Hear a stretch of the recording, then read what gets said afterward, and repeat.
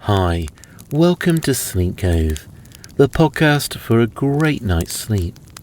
With me, Christopher Fitton.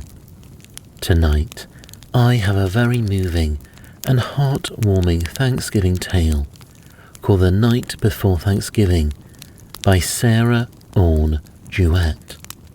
It tells the story of Mrs Robb, who has a heart of gold, but might be having Thanksgiving alone this year.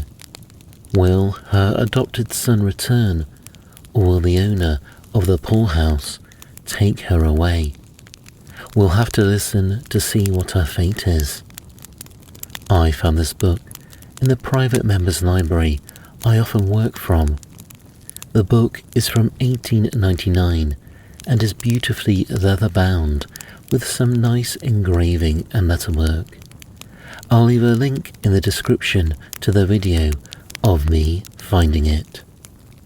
I'll also leave a link for the music-free version that will be available on my YouTube Bedtime Story channel and my podcast called Mysteries at Midnight. So let's begin.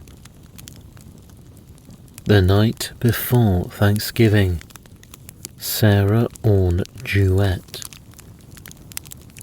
Chapter 1. There was a sad heart in the low-storied, dark little house that stood humbly by the roadside under some tall elms. Small as her house was, old Mrs Robb found it too large for herself alone. She only needed the kitchen and a tiny bedroom that led out of it. And there still remained the best room and a bedroom with the low garret overhead. There had been a time after she was left alone when Mrs Robb could help those who were poorer than herself. She was strong enough not only to do a woman's work inside her house, but almost a man's work outside in her piece of garden ground. At last, sickness and age had come hand in hand, those two relentless enemies of the poor, and together they had wasted her strength and substance. She had always been looked at by her neighbours as being independent, but now she was left lame-footed and lame-handed, with a debt to carry, and her bare land and the house ill-provisioned to stand the siege of time. For a while she managed to get on, but at last it began to be whispered about that there was no use for anyone so proud. It was easier for the whole town to care for her than for a few neighbours, and Mrs Robb had better go to the poorhouse before winter and be done with it. At this terrible suggestion, her brave heart seemed to stand still. The people whom she cared for most happened to be poor, and she could no longer go into their houses to make herself of use. The very elms overhead seemed to say, "Oh no," as they groaned in the late autumn winds, and there was something appealing even to the strange passer-by in the look of the little grey house, with Mrs Robb's pale, worried face at the window. Chapter 2. Someone has said that anniversaries are days to make other people happy in, but sometimes when they come they seem to be full of shadows, and the power of giving joy to others, that inalienable right which ought to lighten the saddest heart, the most indifferent sympathy. Sometimes even this seems to be withdrawn. So poor old Mary Ann Robb sat at her window on the afternoon before Thanksgiving and felt herself poor and sorrowful indeed. Across the frozen road, she looked eastward over a great stretch of cold meadowland, brown and windswept, and crossed by icy ditches. It seemed to her as if before this, in all the troubles that she had known and carried, there had always been some hope to hold, as if she had never looked poverty full in the face and seen its cold and pitiless look before. She looked anxiously down the road with a horrible shrinking and dread at the thought of being asked out of pity to join in some Thanksgiving feast. But there was nobody coming with gifts in hand. Once she had been full of love for such days, whether at home or abroad, but something chilled her very heart now. Her nearest neighbour had been foremost of those who wished her to go to the tiled farm, and he had said more than once that it was the only sensible thing. But John Amanda was waiting impatiently to get her tiny farm into his own hands. He had advanced some money upon it in her extremity, and pretended that there was still a debt after he cleared her woodlot to pay himself back. He would plough over the graves in the field corner and fell the great elms, and waited now like a spider for his poor prey. He often reproached her for being too generous to worthless people in the past, and coming to be a charge to others now. Oh, if she could only die in her own house, and not suffer the pain of homelessness and dependence. It was just at sunset, and as she looked out hopelessly across the grey fields, there was a sudden gleam of light far away on the low hills beyond. The clouds opened in the west and let the sunshine through.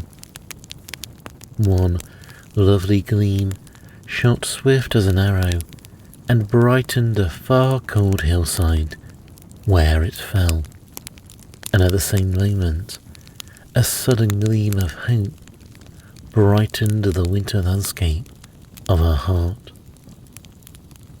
There was Johnny Harris, said Mary Ann Robb softly. He's a soldier's son, left an orphan and distressed. Old John Mander scolded, but I couldn't see the poor boy in want. I kept him that year, after he got hurt, spite of what anybody said, and he helped me what little he could. He said I was the only mother he'd ever had. I'm going out west, Mother Robb, says he. I shan't come back till I get rich. As then he'd look at me and laugh, so pleasant and boyish. He wasn't one that liked to write. I don't think he was doing very well when I heard. There, it was almost 4 years ago now. I almost thought, if he got sick or anything, I should have a good home for him to come to. There's poor Ezra Blake, the deaf one too. He won't have any place to welcome him. The light faded out of doors, and again Mrs. Robb's troubles stood before her. Yet it was not so dark as it had been in her sad heart. She still sat by the window, hoping now, in spite of herself, instead of fearing, and a curious feeling of nearness and expectancy made her feel not so much light-hearted as light-headed. I feel just as if something was going to happen, she said. Poor Johnny Harris. Perhaps he's thinking of me, if he's alive. It was dark now, out of doors, and there were tiny clicks against the window. It was beginning to snow, and the great elms creaked in the rising wind overhead. Chapter 3. A dead limb of one of the old trees had fallen that autumn, and poor firewood as it might be, it was Mrs Robb's own, and she had burnt it most thankfully. There was only a small armful left, but at least she could have the luxury of a fire. She had a feeling that it was her last night at home, and with strange recklessness began to fill the stove as she used to do in better days. It'll get me good and warm, she said, still talking to herself as lonely people do, and I'll go to bed early. It's coming on to storm. The snow clicked faster and faster against the window, and she sat alone, thinking in the dark. There's lots of folks I love, she said once. They'll be sorry I ain't got nobody to come, and no supper the night afore Thanksgiving. I'm dreadful glad they don't know. And she drew a little nearer to the fire and laid her head back drowsily in the old rocking chair. It seemed only a moment before there was a loud knocking, and somebody lifted the latch of the door. The fire shone bright through the front of the stove and made a little light in the room. But Mary Ann Robb waked up, frightened and bewildered. Who's there? She called as she found her crutch and went to the door. She was only conscious of her one great fear. They've come to take me to the poorhouse, she said, and burst into tears. There was a tall man, not John Mander, who seemed to fill the narrow doorway. Come let me in, he said gaily. It's a cold night. You didn't expect me, did you, Mother Robb? Dear me, what is it? She faltered, stepping back as he came in and dropping her crutch. Be I dreaming? I was dreaming about... Oh there, what was I saying? It's not true. No, I've made some kind of mistake. Yes, and this was the man who kept the poorhouse, and she would go without complaint. They might have given her notice, but she must not fret. Sit down, sir, she said, turning toward him with a touching patience. You'll have to give me a little time.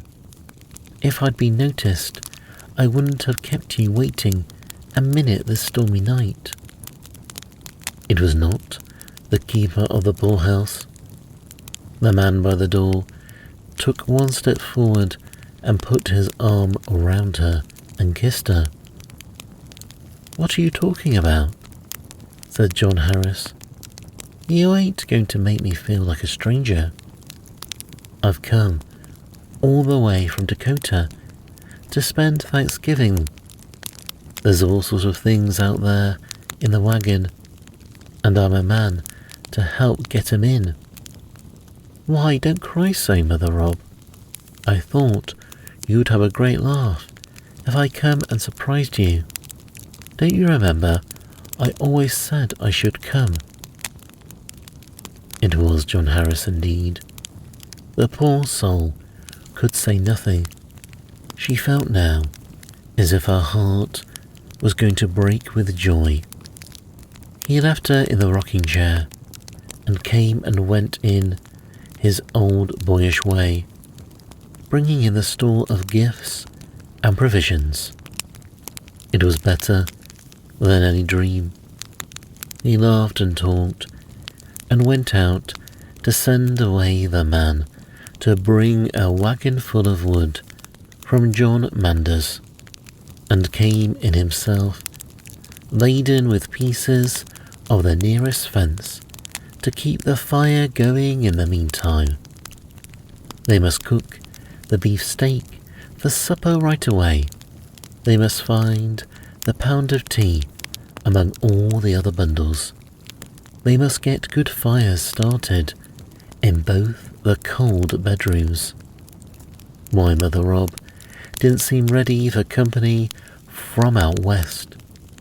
The great, cheerful fellow hurried around the tiny house, and the little old woman limped after him, forgetting everything but hospitality.